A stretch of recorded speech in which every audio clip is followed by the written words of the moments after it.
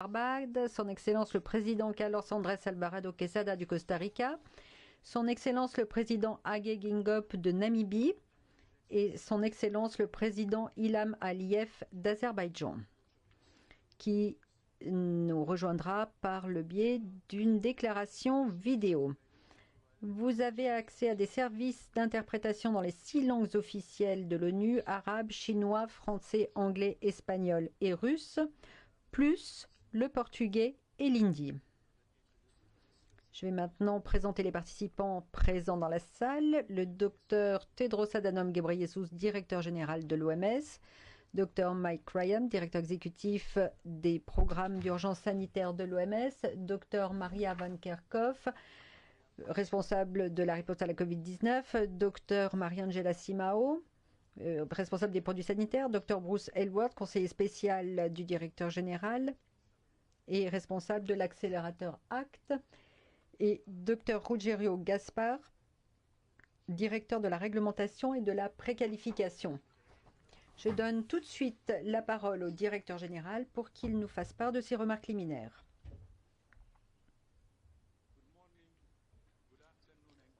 Bonjour, bonsoir à tous.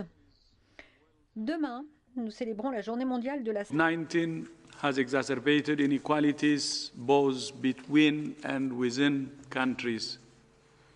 While we have all undoubtedly been impacted by the pandemic, the poorest and most marginalized have been hit hardest, both in terms of lives and livelihoods lost. In the year ahead, the world needs to make 5 vital changes. First, we need to invest in equitable production and access to COVID-19 rapid tests, oxygen treatments, and vaccines between and within countries. At the start of the year, I made a call for every country to start vaccinating health workers and older people in the first 100 days of 2021. This week will mark the 100th day, and 190 countries and economies have now started vaccination.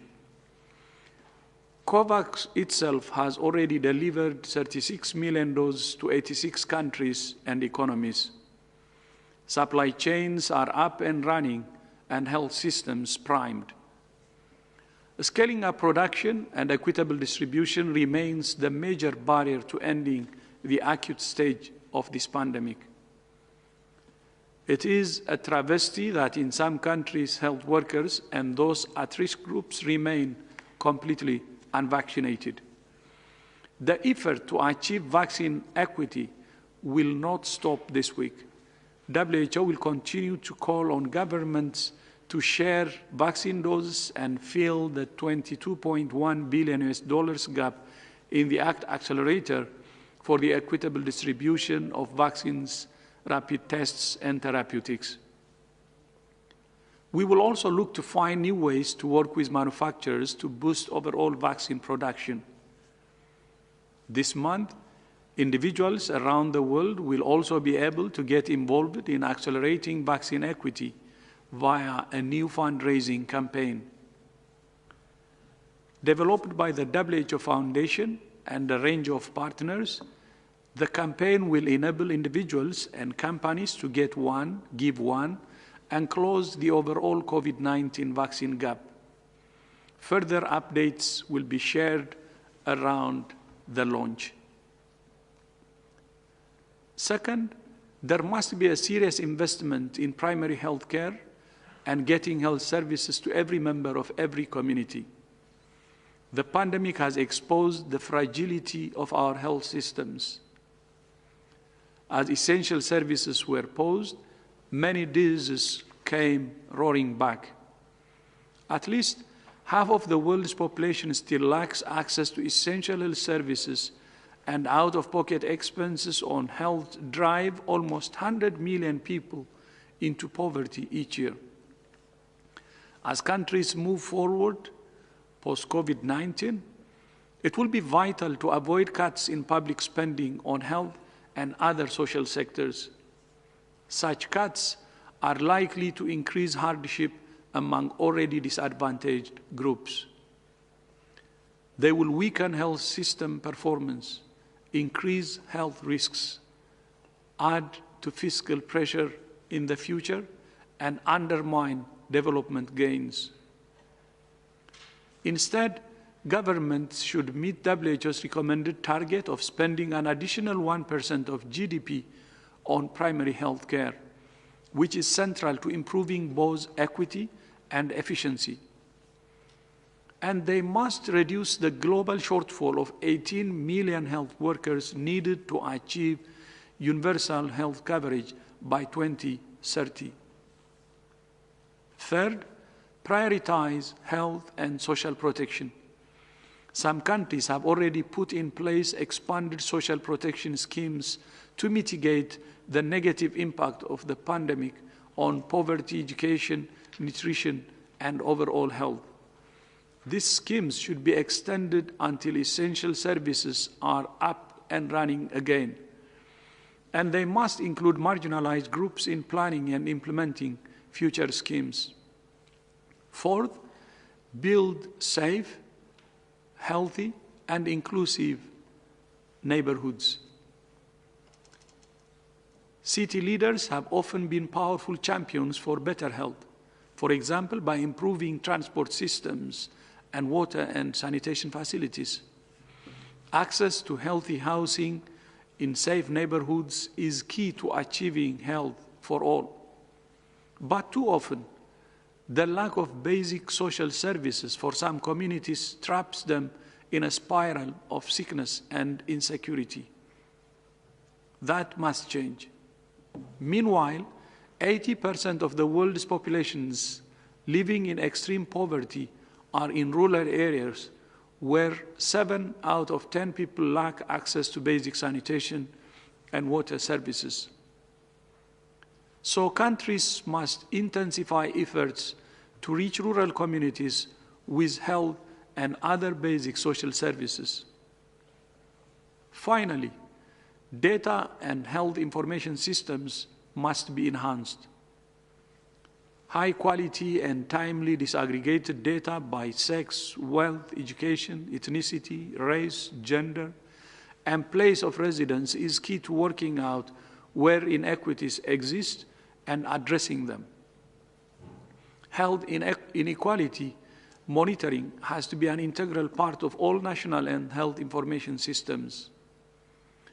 At present, just half the world's countries have any capacity to do this.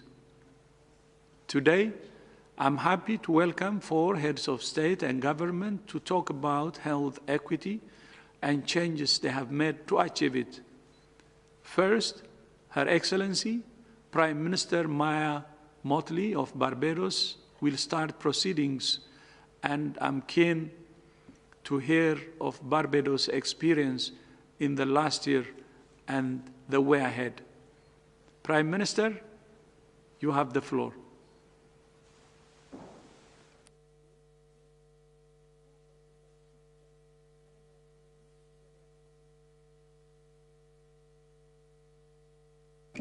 Prime Minister, we don't hear your sound, please.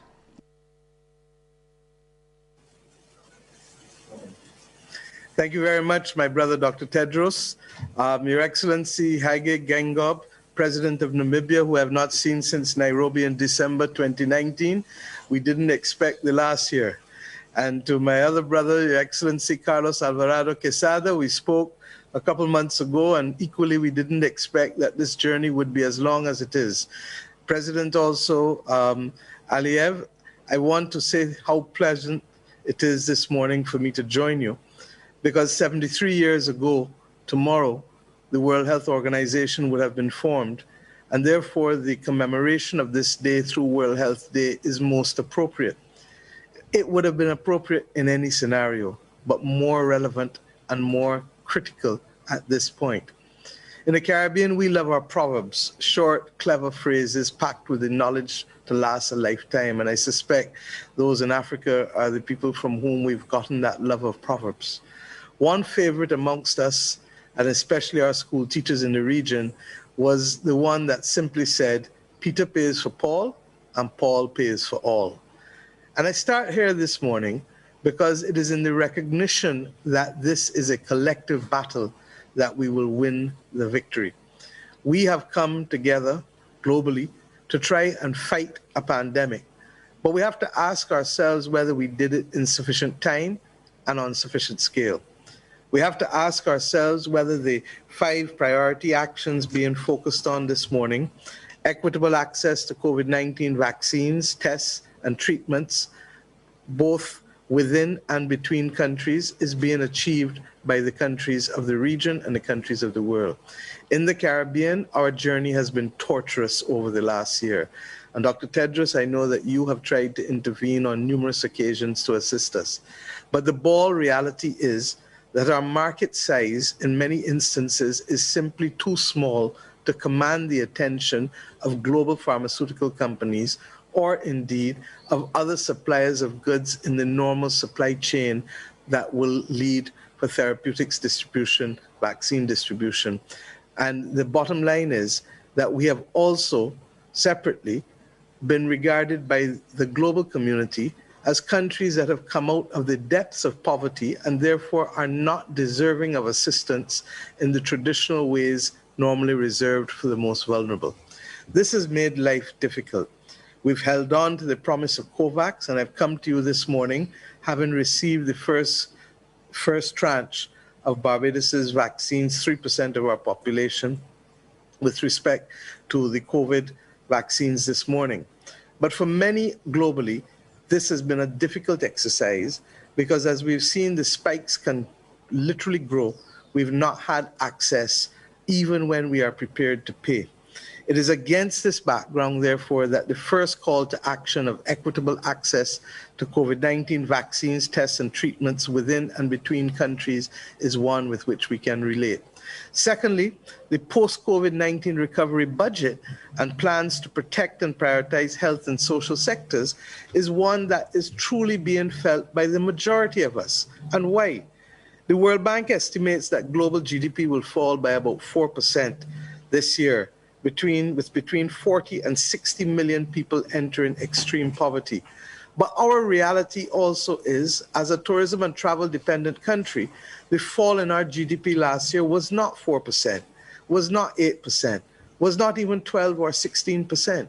It was 18%, threatening to take our country back more than a decade as a result of the loss of production and productive capacity. Regrettably, we continue to be treated globally as one of those countries that is not deserving to concessional capital, even as we face the most difficult crisis that we have faced in a century.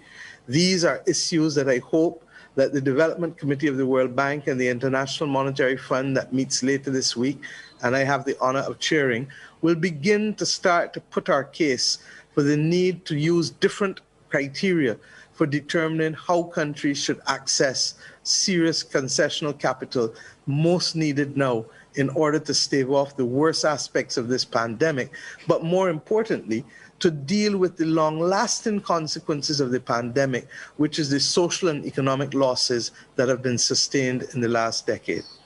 The third aspect of the call to action, equitable services and infrastructure in all communities, both urban and rural.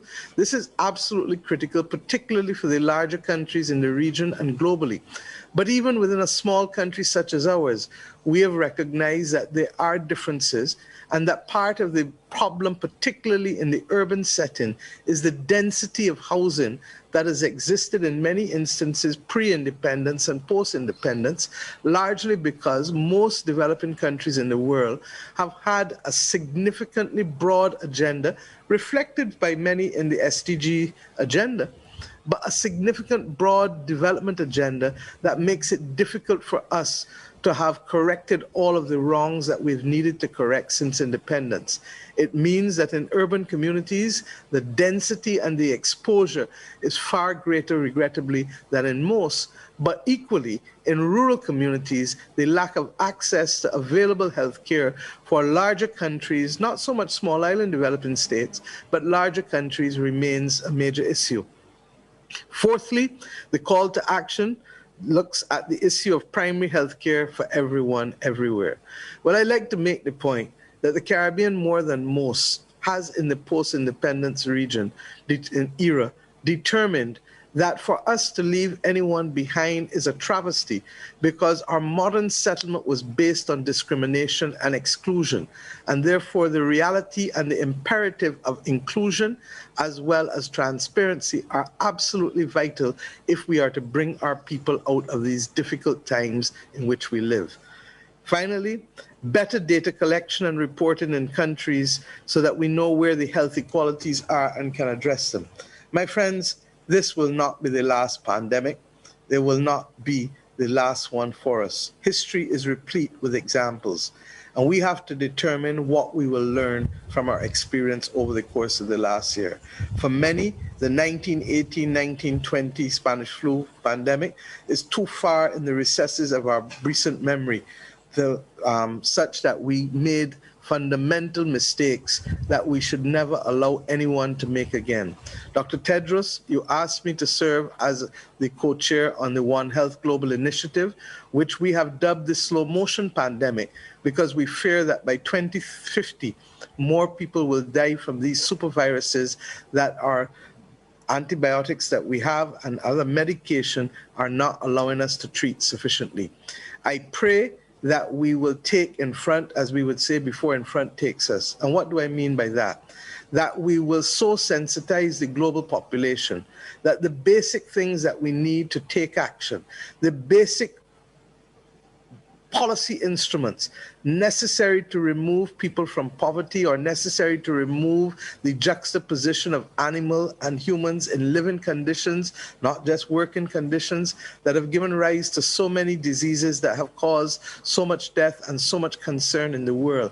If we do not get the fundamental development equation correct, if we do not work together, if we do not appreciate that we can only work together if we are to achieve a fairer and healthier world, then we run the risk of seeing millions of persons die again in circumstances where different policy responses or similar policy responses with different scale and different pace of execution can hopefully have a different result in ensuring that less and less people will become victims to awful epidemics and pandemics.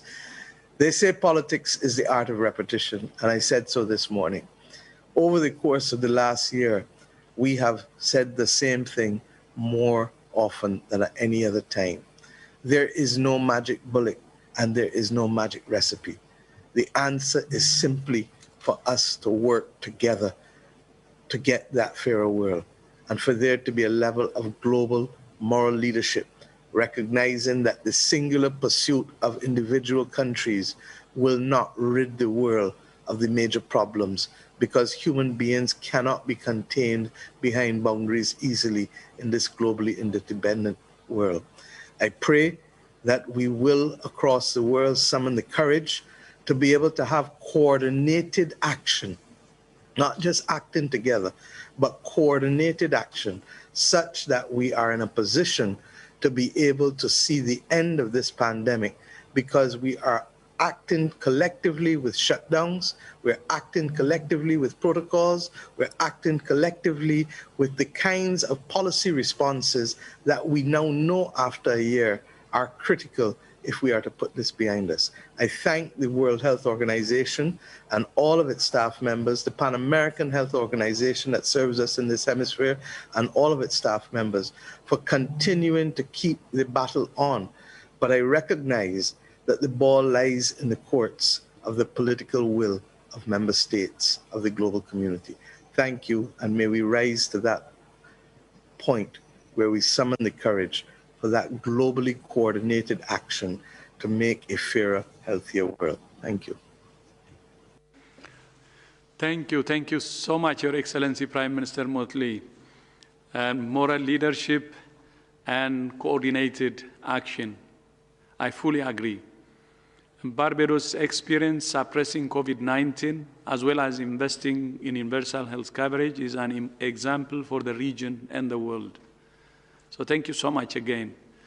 I will now turn to His Excellency President Carlos Alvarado of Costa Rica, who has been working closely with WHO on how to ensure that new health technologies are available in all countries through his idea, the setup, which we have started implementing together. So, President Alvarado, very nice to see you again, even if it's online, and the floor is yours. Thank you very much, Dr. Tedros. Muchas gracias, Dr. Tedros. También un saludo a su excelencia, la primera ministra Mia Mottley de Barbados, al presidente Hage Geingob de Namibia y a las personas que nos acompañan en esta conferencia de prensa. En efecto, doctor Tedros, los principios del CITAP, que es el repositorio de tecnologías para la salud, siguen vigentes hoy, casi un año después del inicio de esta pandemia y un día antes de la conmemoración del Día Mundial de la Salud. Y eso tiene que ver con el acceso a las tecnologías o tratamientos de forma equitativa para todas las personas en todo el mundo sin ninguna distinción. Como lo decía la primera ministra Mottley, eso tiene que ver mucho con liderazgo moral y con compromiso para avanzar en esta dirección. Este repositorio puede acopiar tecnologías que estén a disposición de todos los países y todos los gobiernos en todo el mundo y tenemos que seguir empujando.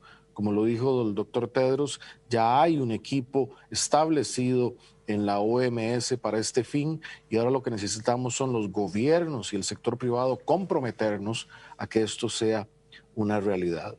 Sobre el primer punto que plantea el llamado del doctor Tedros sobre el acceso equitativo, quisiera mencionar dos temas centrales. Uno tiene que ver con el fortalecimiento de la seguridad social y la salud universal en los países. En el caso de Costa Rica, ha sido la fortaleza de la seguridad social universal la que nos ha protegido y ha hecho que se minimicen las diferencias entre las personas de más ingresos y menos ingresos, porque hemos procurado que cualquier persona en cualquier rincón del país tenga el mismo acceso a pruebas, vacunas, tratamiento e incluso a hospitalización, sin distingo geográfico, económico alguno. Esto es difícil y es caro, pero eso hace la diferencia en un mundo que tiene que tener mayor igualdad. Y la pandemia, como lo dijo el doctor Tedros, ha incrementado las desigualdades entre países y dentro de los países.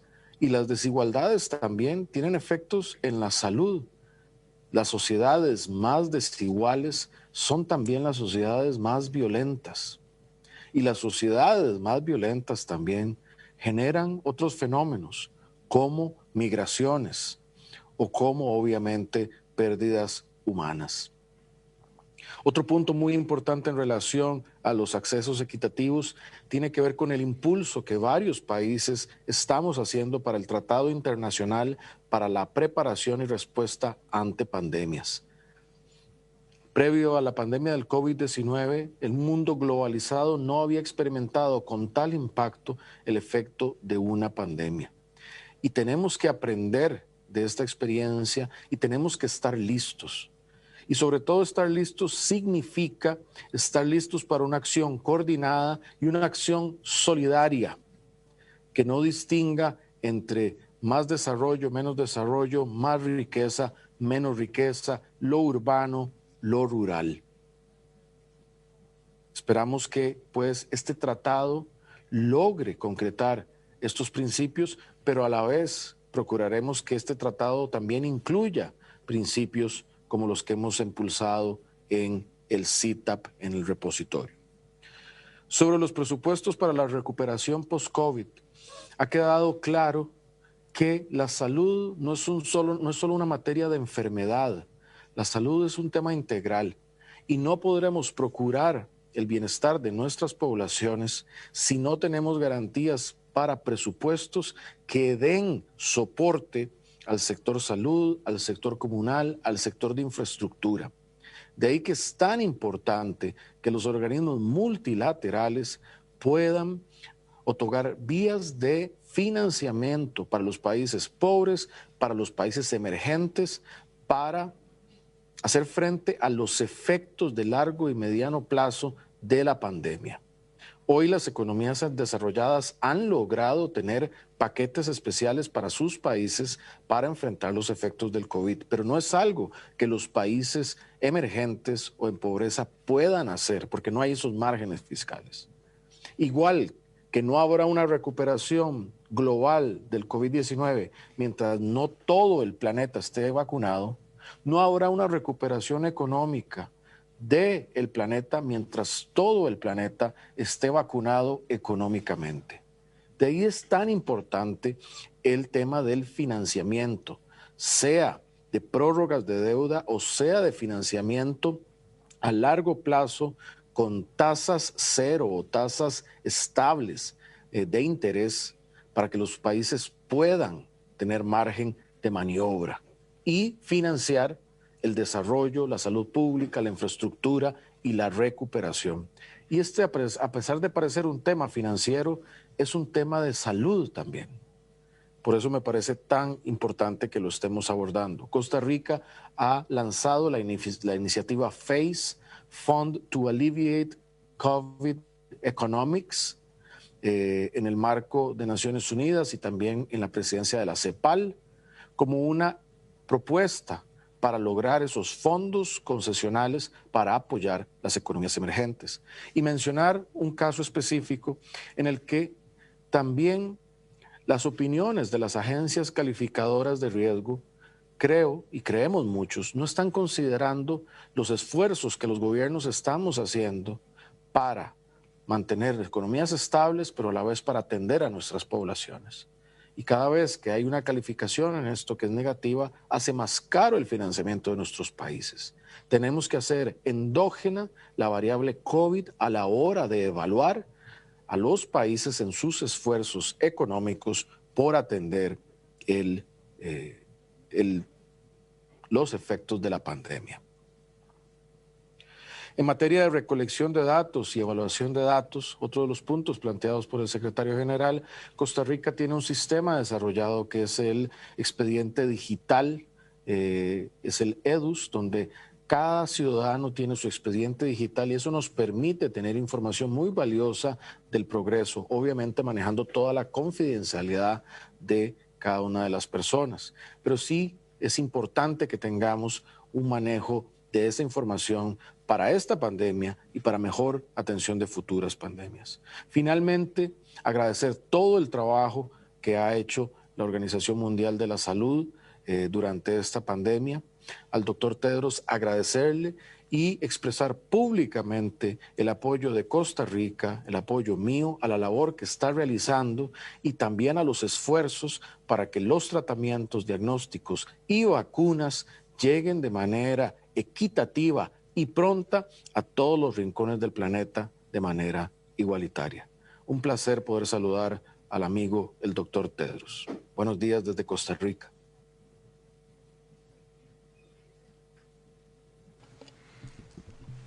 Muchas gracias, Your Excellency President Alvarado. I wholeheartedly agree. Equitably sharing of rapid tests, therapeutics, oxygen, and vaccines are key to ending the acute phase of the pandemic. That means tech transfer, sharing know-how, and waiving intellectual property rights. Thank you so much for your leadership on this, especially on CTAP. I look forward to now hearing from His Excellency, President Hage Geingob of Namibia, on the role of society efforts to tackle COVID-19 and lessons going forward on health equity. Your Excellency, you have the floor. Thank you very much. Your Excellencies, Reuters, I saw you last in, as usual, great to listen to you. Your Excellencies, a great pleasure for me in this important event, World Health Day. Given the devastating pandemic of the world, it is timely to unity of the nation, considering this, and indeed the ways and means a fairer, healthier world post COVID-19. The fact that the Director General WHO has invited us to be part of this year's event speaks to the urgency of fostering recovery for the entire world from the economic devastation caused by the COVID-19 pandemic. Building a fairer and healthier world will demand joint and concerted action. It will require that we, as members of the human family, stand resolutely together to do everything that is required to return our societies to normalcy. Our people, young and old, have been traumatized. Lives and livelihoods have been disrupted. Namibia, a country that has been deeply scarred. Colonialism and racial oppression, and healthier society. This is an objective that our national liberation struggle. We have pursued since the dawn of independence. Our constitution, various pieces of legislation, updated by our lawmakers, policies have been aimed at building an equitable in which no one must feel left out. We in Namibia, we applied equally now didn't get it. We got help from our good friends China and India, who gave us vaccines so far. We put the advance, we had the advance payment at this, but there is this exclusion. The COVID apartheid is now prevailing. That we already made our deposit. Wait to get our.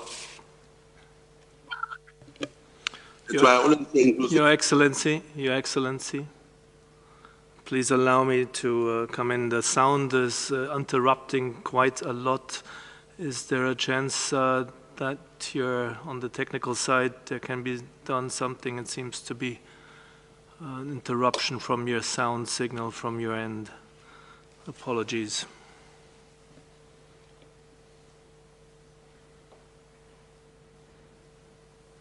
Maybe we can try again, and if possible, then have your talking points and your elaborations that we can at the end share in writing also. Please continue, sir, Your Excellency. What I was trying to say is to address to your number one point, equitable access to COVID-19 vaccines, tests and treatment within and between countries. We did apply and paid our deposit to the COVID vaccine. But there is a vaccine apartheid, I'm saying, that we, a small country, have paid deposit, but up to now, we didn't get any vaccine. What we got are vaccines donated by our friends, China and India, and I really thank them for that. Exclusivity, I say, spells conflict. Inclusivity spells harmony. When we are left out, now to get that I call apartheid. And we fought against apartheid for many years. After pieces were divided, after adopted our policy of red. Am I audible or what is going on? Because we believe that when wounds of the past are healed, He said, laid the foundation, gave our country into a. Every tragedy brings insights. This is true. Your Excellency, when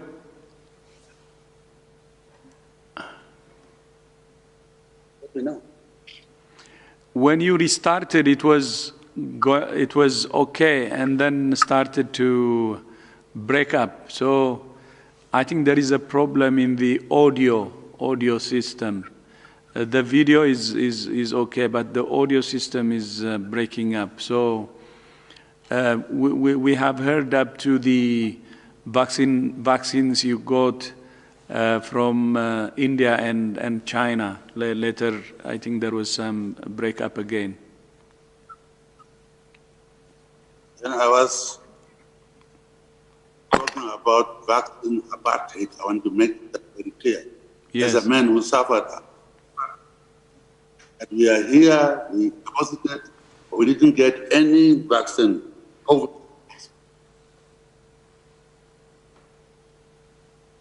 Can I talk?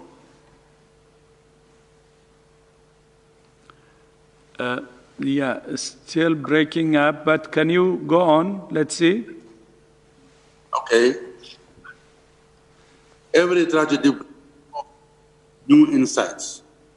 This is true for the COVID-19 pandemic. Despite its speed and velocity, the pandemic compelled humanity to act in unison to overcome a common enemy.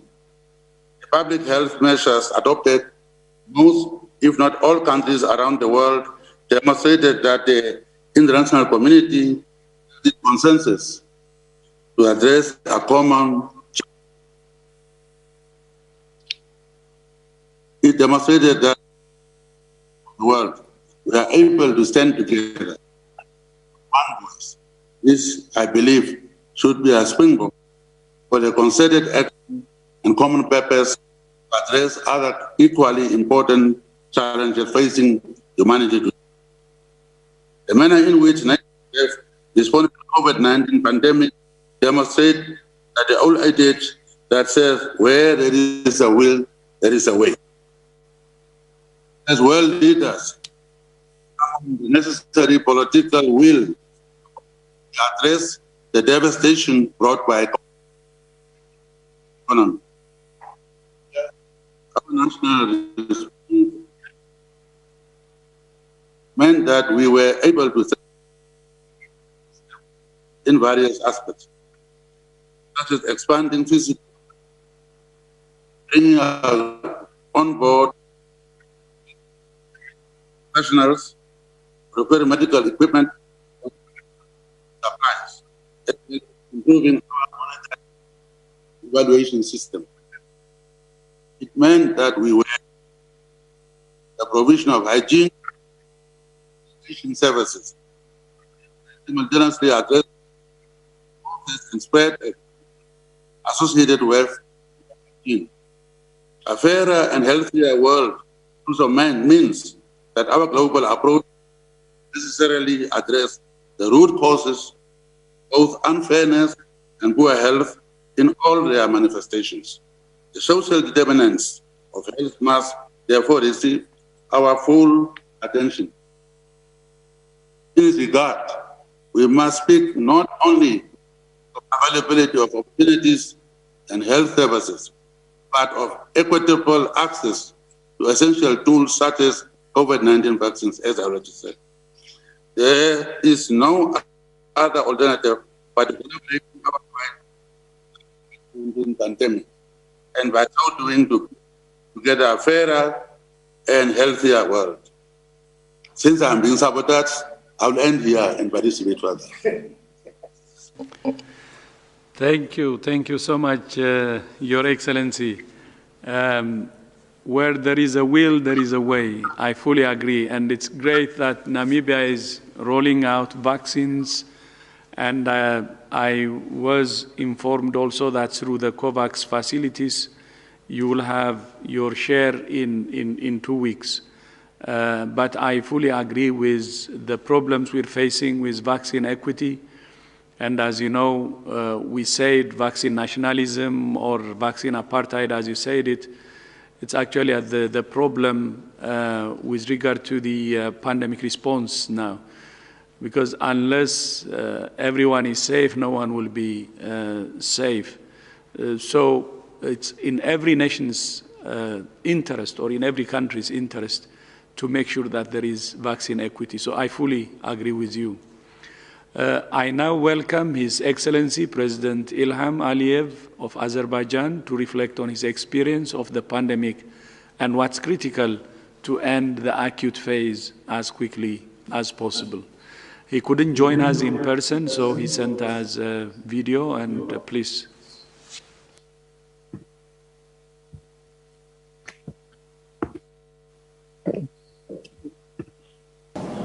Every year since 1950, we celebrate a World Health Day on April 7th. But 2021 is a year when the importance of health became even more significant. Having a modern, sustainable, high-quality healthcare system is a priority for every country. Healthcare in Azerbaijan is currently going through a significant change. With implementation of mandatory health insurance, Azerbaijan is strengthening the primary health care, renovating the emergency medical care services, facilitating the digitalization by starting e-health platform and national health accounts within the country. In the meantime, the second year of COVID-19 pandemic is continuing to put enormous pressure on healthcare system around the world. Azerbaijan was among the first countries to mobilize global efforts against COVID-19 pandemic. We initiated the summit of the Turkish Council in April 2020, the summit of the non-aligned movement in May 2020, and the special session of the United Nations General Assembly at the level of the heads of state and government in December 2020. Honoring its international responsibility, Azerbaijan has made voluntary contributions to the World Health Organization in the amount of $10 million. We have also provided direct humanitarian and financial assistance to more than 30 countries in their fight with the coronavirus. This year, World Health Day is dedicated to building a fairer and healthier world, and the question of equal and fair distribution of vaccines is of paramount importance for this cause. Yet, we all are deeply concerned by the unequal and unfair distribution of vaccines among developing and developed countries. Some countries hoard several times more vaccines compared to their actual needs. It is clear that in such circumstances, other countries will face vaccine shortage. Supporting fairness in vaccine distribution, Azerbaijan put forward a draft resolution ensuring equitable, affordable, timely, and universal access for all countries to vaccines in response to the coronavirus disease pandemic at the UN Human Rights Council. The resolution was adopted by consensus on March 23rd this year. Azerbaijan was also among the first countries to join and support COVAX initiative. We and the whole international community expect this initiative to become a model of cooperation and solidarity in response to pandemic. Only together we will overcome the pandemic and will return to normal life. Happy World Health Day.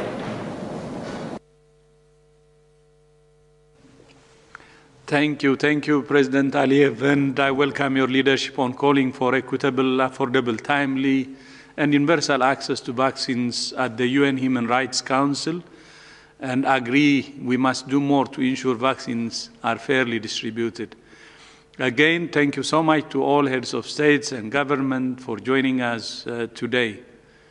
We have a lot to do to achieve health equity, but I am proud to see heads of states leading from the front, which will be key to us strengthening health systems overall and preparing for future pandemics.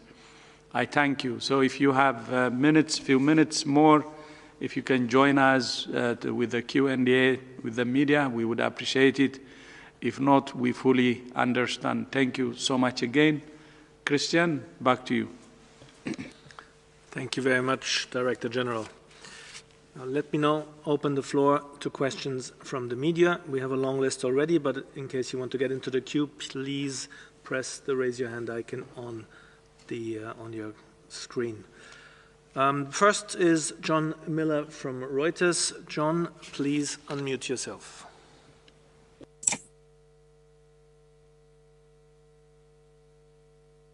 John, thanks for taking my question. Here you go. Today, are you there? Please go ahead. Okay, today we heard from EMA officials who seem to suggest that there may well be a link between the AstraZeneca vaccine and the rare complications that occurred. I'm wondering if you can give us an update on the WHO's own progress in sort of assessing the potential link and when you expect to make your own announcement public. Thanks. Thank you very much, and let me give the floor to Dr. Rogerio Gaspar, Director for Regulation and Pre-Qualification. Good afternoon. Let me just start by being clear and correct your affirmation or your mention to the European Medicines Agency. As you know, as we were here in the meeting already in this press briefing, there was a denial from the European Medicines Agency concerning the existence of the link. What happens is that there are a number of committees right now and regulatory agencies and regulatory authorities looking at data, and new data is coming every day, and assessing those data. So there's no link for the moment between the vaccine and the thrombolytic events with thrombocytopenia. Of course, it's under evaluation, and we wait for some feedback from those committees in the coming days and in coming hours. Just to give a full assessment, probably this is good to give also an assessment with some numbers on it. The data are coming, as I said, every day. So we are looking at the pharmacovigilance networks globally, and WHO, of course, is relying heavily on the national pharmacovigilance systems, but also on the assessment committees from national regulatory authorities and also from regional regulatory authorities like the European Medicines Agency. The two EULs that were issued by WHO on AstraZeneca-based technologies, so one from the manufacturer SK Bio in the Republic of Korea, and an authorization given, an emergency use authorization given by the Republic of Korea Regulatory Authority, MFDS, and the second one from SII in India, with the correspondent authorization also from the Indian National Regulatory Authorities. Both of them are based on the core clinical data that was submitted by AstraZeneca to the European Medicines Agency. So the regulatory alignment currently is that we'll rely first on the assessment done by the Pharmacovigilance Risk Assessment Committee by the European Medicines Agency, which started today at 11 o'clock and is supposed to continue tomorrow and probably the day after or not. That will depend on the committee. And we are following that meeting. We have observers on the meeting, and we are looking at the data jointly. And at the same time, as you know, the Medicines Health Products Regulatory Authority from the United Kingdom, MHRA, is also looking at the same set of data. So what we can say is that the appraisal that we have for the moment, and this is under consideration by the experts, is that the benefit-risk assessment for the vaccine is still largely positive. We continue to see a number of events that are rare events linking thrombocytopenia to thrombolytic events. And those rare events are now being categorized in terms of the diagnostics, in terms of the population, in terms of the distribution within the population. And the expert committees will come to decisions in coming hours and coming days about what will be the regulatory status for the vaccine. For the time being, there's no evidence that the benefit-risk assessment for the vaccine needs to be changed. And we know from the data coming from countries like the UK and others that the benefits are really important in terms of reduction of the mortality of populations that are being vaccinated. So one important issue to say also, because on the media and also on the regulatory committees, we tend to stress too much the risk when we are discussing these issues, and we have to do that. We have also at the same time to balance this with the benefit coming from the vaccine, and I think it's important to reiterate this once again. Another issue which is also important, and that's why WHO is at the same time having a number of sessions, information sessions, groups of experts.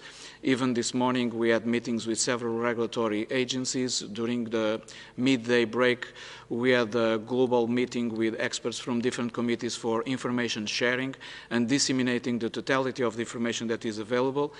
And in parallel with the current meetings at the European Medicines Agency and the Medicines Health Product Research Authority at the UK, we will convene tomorrow also our Global Advisory Committee on Vaccine Safety that together with other experts will look at those data. So we expect that probably by the end of today or the day after, so Wednesday or Thursday, we might have a fresh conclusive assessment from our experts, but as I've said already, at the present moment and under the assessment that we have from the data submitted up to yesterday, we are confident that the benefits risk assessment for the vaccine is largely still positive. Thank you.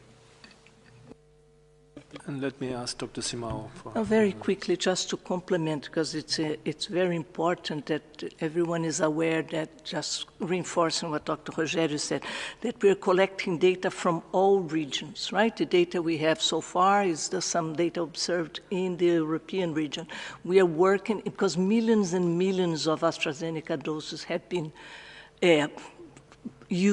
distributed and used in Latin America and in Africa, in India, in other countries in Asia. So we are very actively, proactively collecting data from different national regulatory authorities.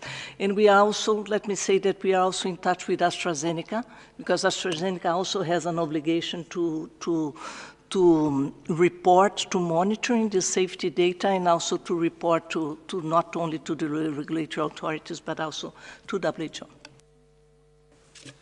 Thank you very much. The next question goes to Carmen Pound, Political. Carmen, please unmute yourself. Thank you so much for giving me the floor, and hi, everybody.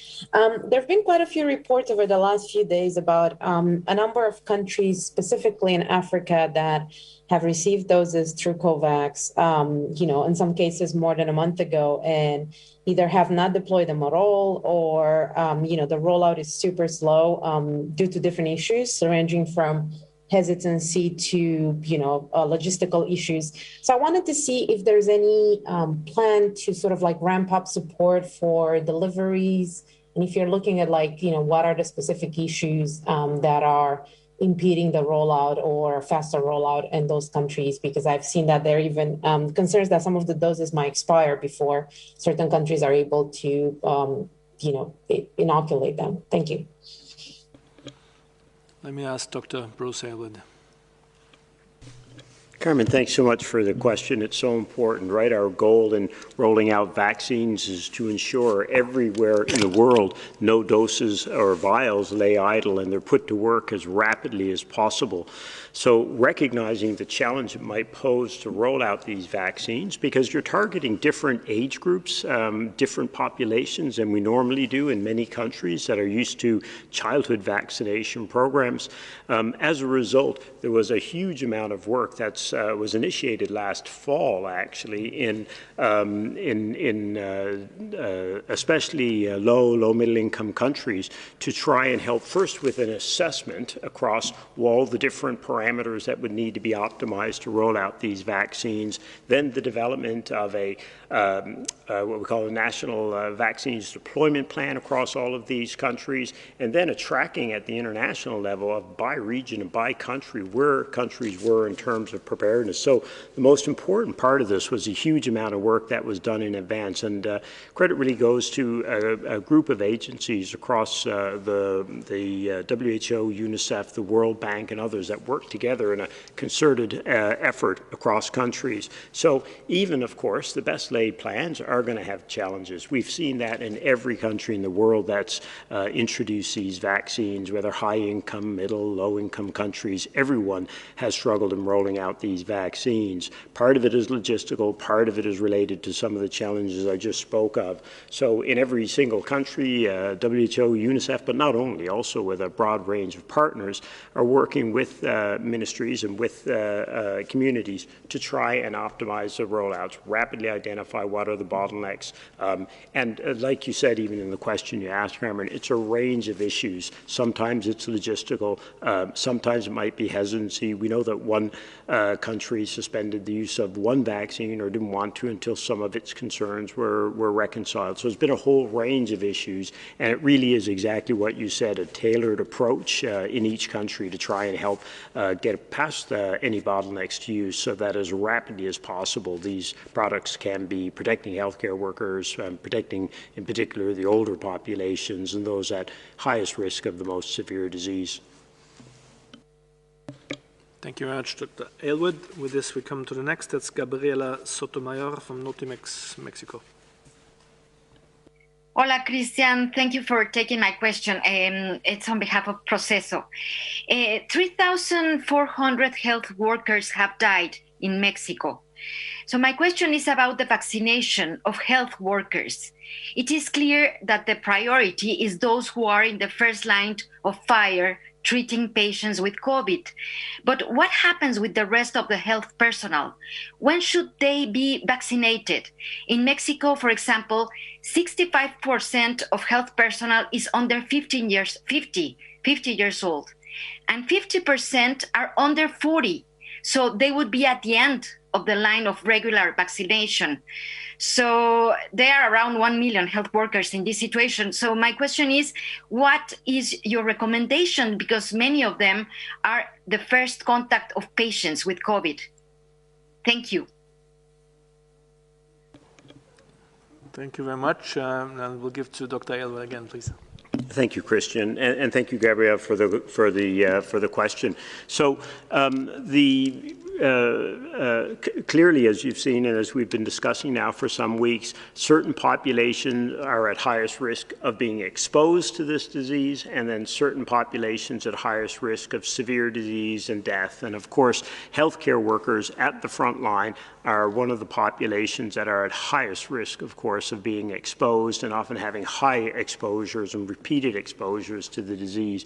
And that's the reason that the allocation framework that's been put together prioritizes the healthcare workers. And that's healthcare workers irrespective of age. It's actually any healthcare workers that are going to be coming into providing frontline services and at risk. Now, in every country, there's sometimes making adjustments in terms of their goals and whether or not the first goal is going to be to reduce the risk in the oldest population and then healthcare workers, or vice versa, or by age across both. So there is some, let's say, adaptation or adjustment by country, and it's often based on the strength of the healthcare system. It's sometimes based on the clinical outcomes that they're seeing in populations with severe disease in their countries. But in terms of rolling out the healthcare workers, and generally, this has been irrespective of the age. But again, as always, Gabrielle, and you highlighted, part of the challenge here is just finding the balance with the amount of vaccine that you have available. We're in an extremely, as everyone knows, supply-constrained situation. So each country has got to make a decision sometimes across these populations. How will I be using these vaccines? But again, healthcare workers, as the Director General said repeatedly, and also our guests today, have to be a top priority, as they cannot often protect themselves from being exposed to the disease. Thank you very much, Dr. Aylward. With this, we move to Jamil Shad from Estado Sao Paulo. Jamil, please unmute yourself. Hello, can you hear me? All good. Yeah. Dr. Tedros, good afternoon. You had a meeting on Saturday with the new Minister of Health of Brazil. My question to you, what was your recommendation to him at this point of time? Thank you very much.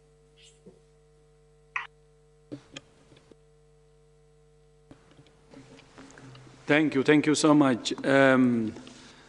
Of course, we have discussed on the measures on the, starting from the situation, how the situation is serious in Brazil.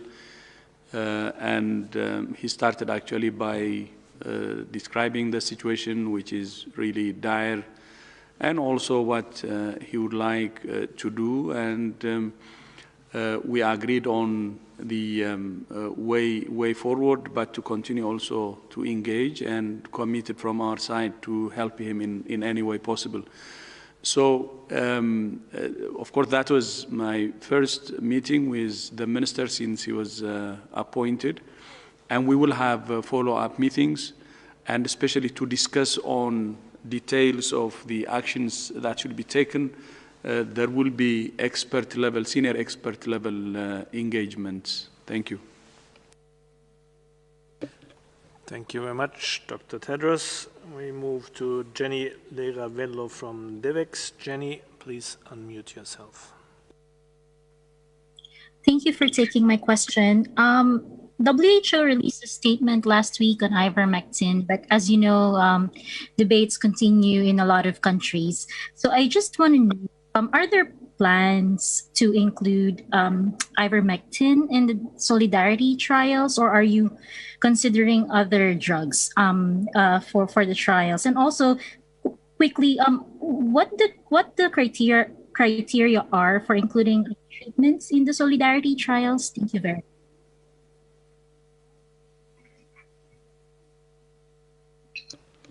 Thank you very much, Jenny.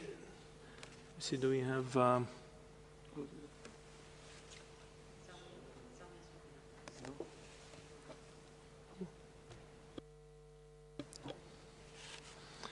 No, we were looking to have a colleague online who can answer this.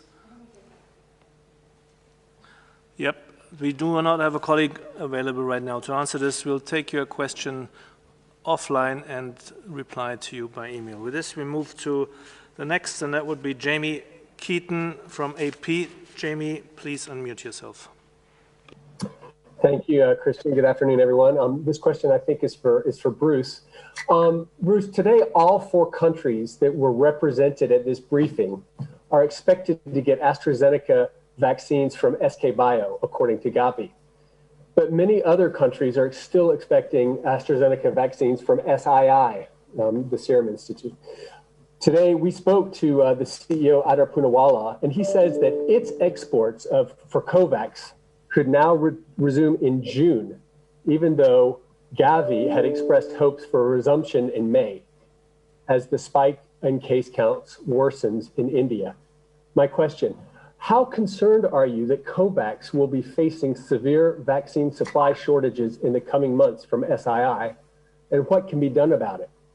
And how does COVAX survive this major setback that could even last beyond June? Thanks. Dr. Aylward, please. Yeah, thanks, Jamie. I think, first of all, let's not speculate on what's going to happen in terms of future deliveries from any of the companies that we're working with. Right now, every country we talk to, every company is trying to make sure that they prioritize COVAX and that we get the vaccines that we need. Obviously, if we have an interruption with any one of our suppliers for a short time, a month or so, we can find ways to try and manage as best we can with the countries. But if it prolongs, if it's longer than that, obviously would be a big challenge.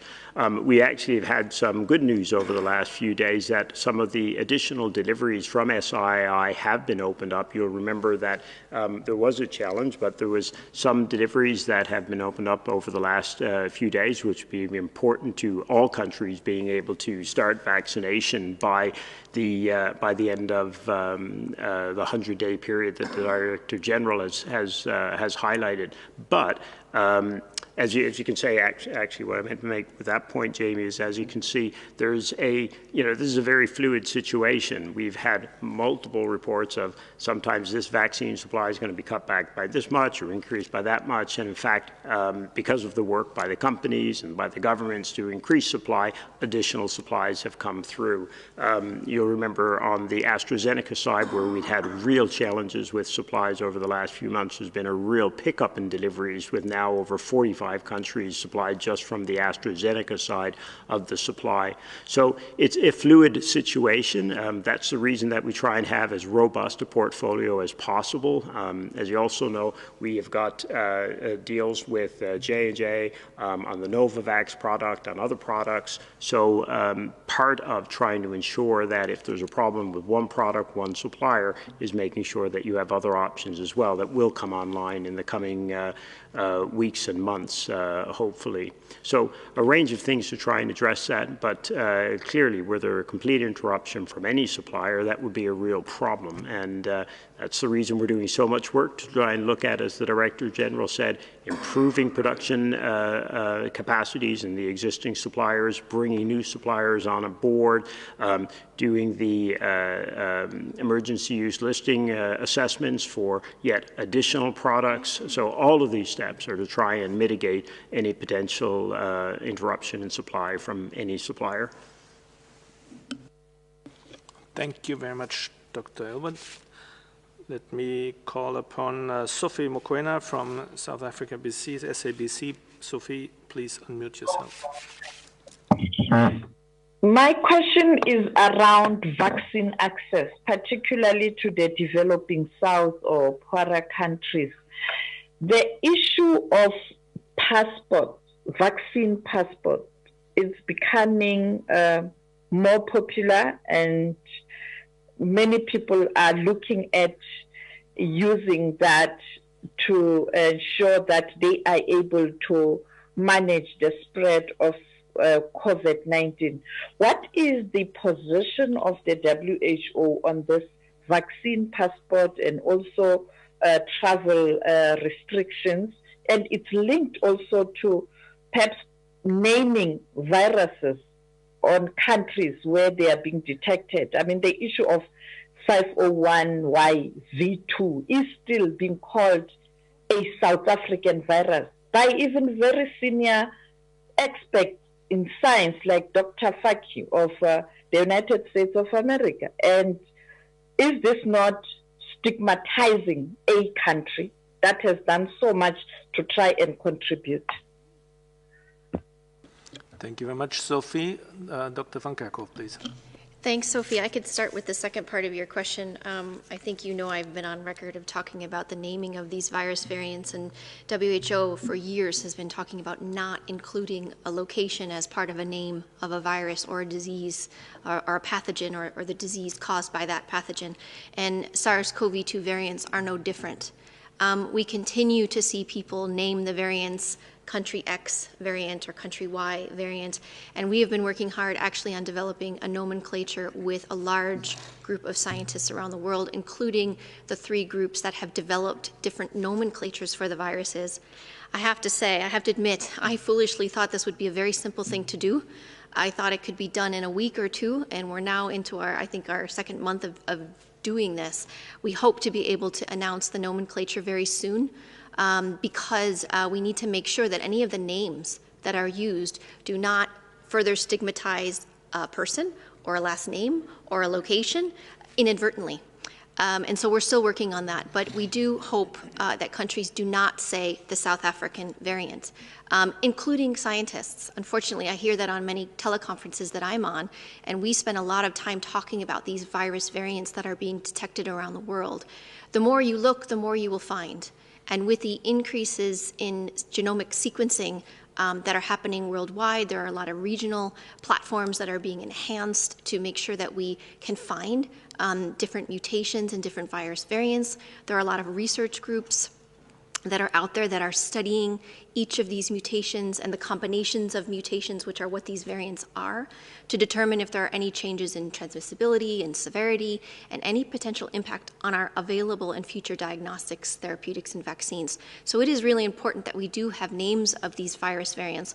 Right now, what we're using is the B117, the virus variant first identified in the United Kingdom, the B1351, the virus variant that was first identified in South Africa, and the P1, which is the virus variant that was first detected in Japan but is circulating in Brazil.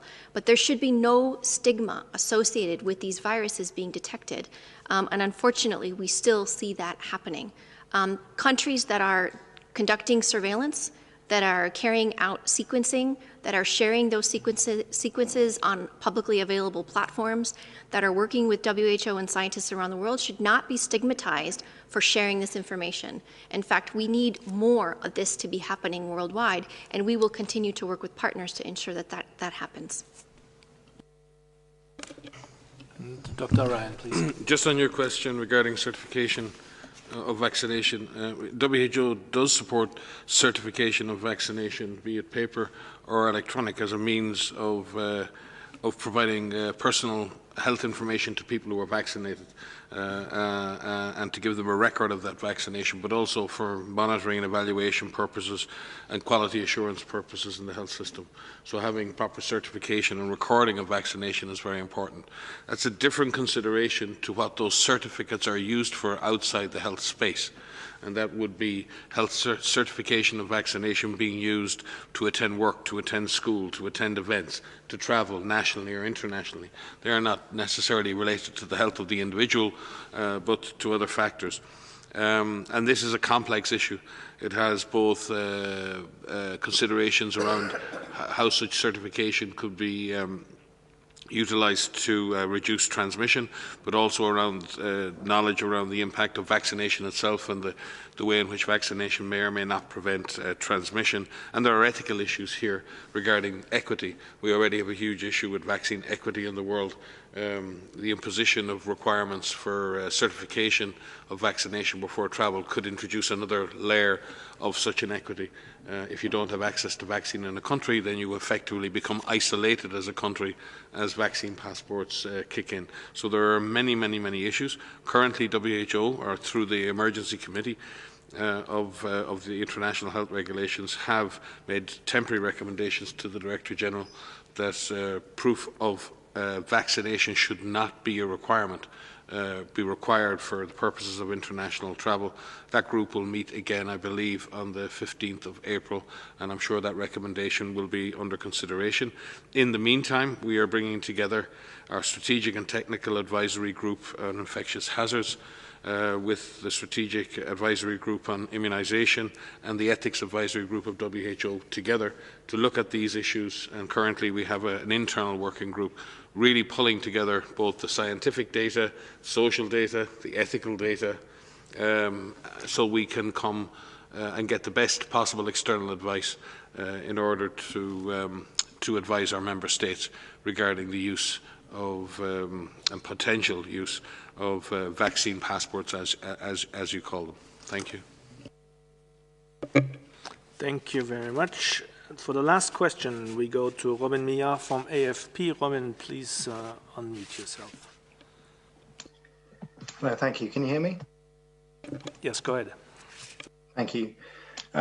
Within the European Union, some countries like Spain and Germany have relatively low rates of new infections, whilst other countries like Poland and Estonia and Hungary have seen some of the highest rates in the world. So my question is, in big areas, like, say, Brazil, or in this case, the European Union, would it make sense to divert vaccines away from areas of low infection and concentrate on areas of high infection to tackle the fire where it's burning most strongly? Thank you. Thank you very much, Romain. Dr. Simao, please. Let me start, and then colleagues can complement. I think it's very important, Robin, to clarify that vaccines are not necessarily a good response to an acute problem, right? Because vaccines take time to reach immunity and everything else. So it's extremely important that when you have a lot of community transmission, like we're seeing in some of these countries, that what we call the public health measures are taken into account and they are strictly followed.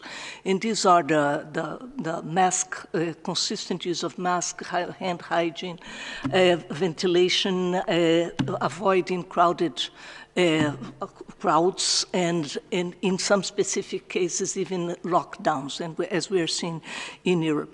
So we have discussed last year what would be the role in whether we should have a buffer for emergency response related to spikes in transmission. And the decision that we did collectively last year was not to do that at this stage, because, like I said, vaccines are not a good response for immediate situations. What you need in the case of high transmission in the community is to decrease the possibilities of transmission. That means that decreasing, to avoid that people get in touch with each other and avoid crowds and everything else. So, and also there is a very, let's say, it's from the epidemiology perspective, no one can predict where it's going to be rising next, right? We are seeing that even countries that have reached a higher vaccination already, we are seeing peaks in communities and peaks in cities and provinces. So it's very difficult to predict what's going to happen next, where the next surge will come. So I think the approach right now is that we're pushing for equitable access to vaccines, and that we are pushing, as was discussed already today, to ensure that people at high risk of infection, or people like we mentioned, was mentioned before, the healthcare workers, and also people at higher risk of dying, older people and people with comorbidities, associated diseases, that they are put first. And we think this should happen, that WHO's position that this should happen in all countries, not on specific countries only. Thank you.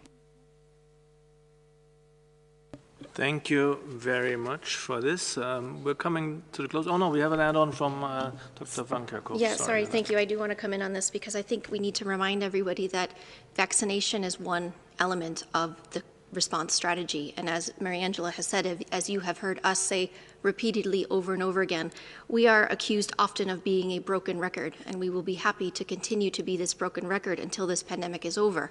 But there are a number of elements, interventions that can be used that drive down transmission.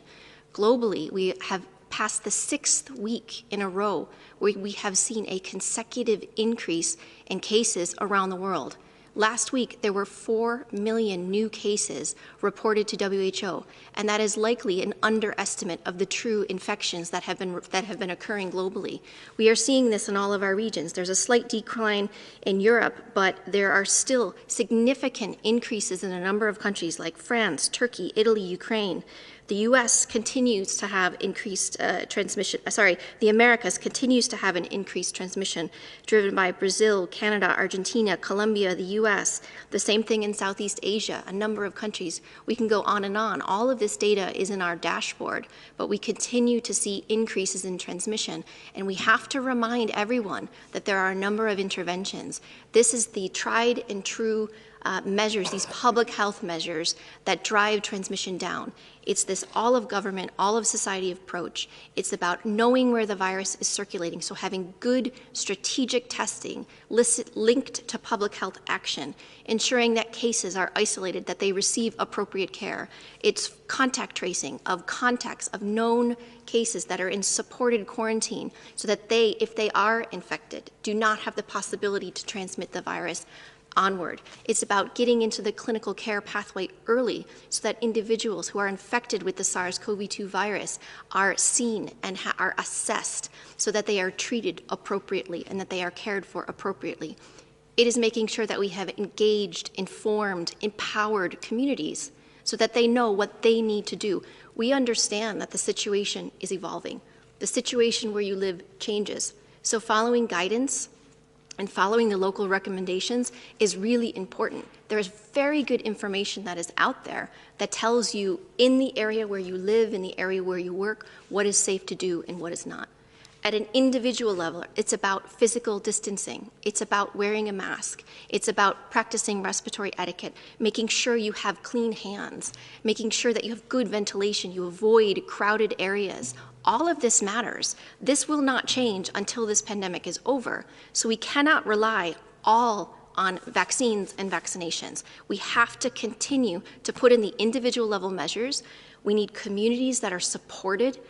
If there is a stay-at-home measure in place, we need governments to support individuals to be at home.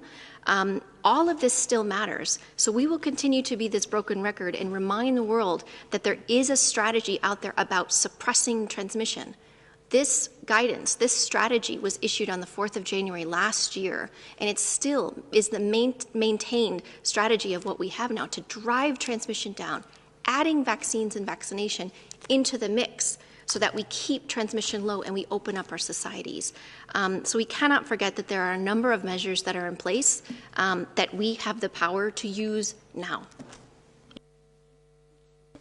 Thank you so much for this, and thank you all for your participation, especially our special guests. We will be sending the audio files right after this, and we hope to include the speech of the President of Namibia.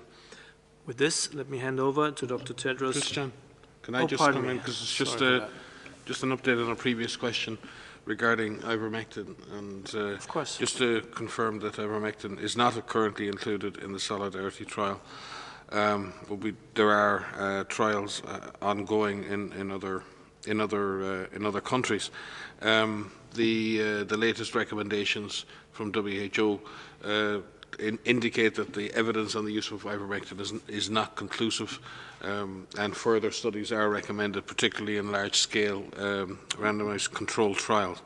With regard to the process within the Solidarity trial, an independent panel of experts uses a set of defined criteria to pre-select potential drugs into the trial.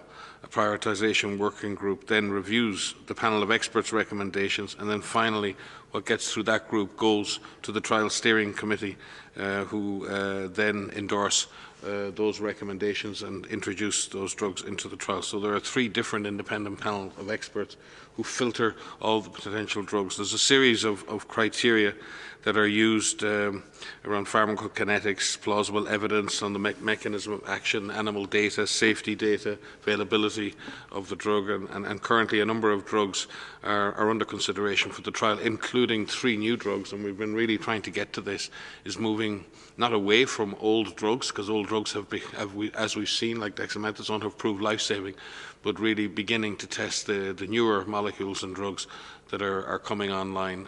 So we look forward to the next selection of drugs for the Solidarity trial. Thank you so much, Dr. Ryan. This was in clarification for a question from DIVEX. Now with this, let me hand over to the Director General for closing remarks and for thanking the guests. Yeah, thank you. Thank you very much.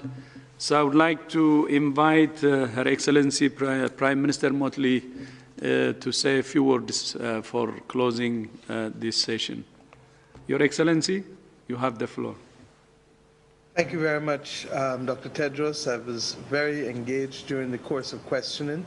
This is very much still a fluid event for all of us in the world, but it is one that really has the capacity to upend developing countries, and we need to ensure that as we fight the pandemic, we also put down the tools to avert a debt crisis, which is potentially on us if we do not get it right. As I speak to you, the chairman of the Caribbean community has regrettably tested positive, Prime Minister Keith Rowley. And I know that you have been in contact with him recently, and I would therefore want to express our deepest concerns for his urgent and quick recovery. But this just drives home the point that until we deal with this with all people, we haven't dealt with it. And I trust and pray that these continued works and World Health Day tomorrow will remind us of the urgency for coordinated action and for the urgency of acting together. We look forward to the continued support of WHO and PAHO, particularly for those countries who have limitations in terms of the depth of technical resources. And it is for that we continue to pray that we have access, because that makes all of the difference to people living. We heard very clearly that global transmission has increased over the last 6 weeks, and to that extent, we continue to remind persons that there is no mechanism at the individual level that is too much to protect your lives. From the personal protocols right back through to what we will do at the global level and at the national level to give people access to vaccines ahead of time, ahead of the battle with the variants. So thank you very much, Dr. Tedros, and I look forward to continuing to work with the World Health Organization and PAHO as we come on top and win this battle against COVID-19 that has done so much to decimate so many. The tail of it, regrettably, is long, and we work towards ensuring that we can reduce the consequences of that tail on our people as well. Thank you. Thank you so much, Your Excellency. I fully agree with what you said, and also I join you in expressing my, wishes for fast recovery to His Excellency Prime Minister Rowley. I would also like to thank all heads of states who have joined today, His Excellency President Geingob, His Excellency President Alvarado, and also His Excellency President Aliyev. Thank you so much once more, and thank you so much for your leadership. Finally, tomorrow we will publish an additional short list of films for the Health for All Film Festival. This fourth shortlist is dedicated to health equity. I invite the public to post questions in the comment section of the shortlisted videos, which are available on YouTube and through the WHO website. Some of your questions will be asked to the jurors and winners during the award ceremonies, to be streamed on WHO's YouTube channel on 13th May 2021. Thank you to all journalists also, finally, for joining, and see you in our upcoming presser. Thank you so much.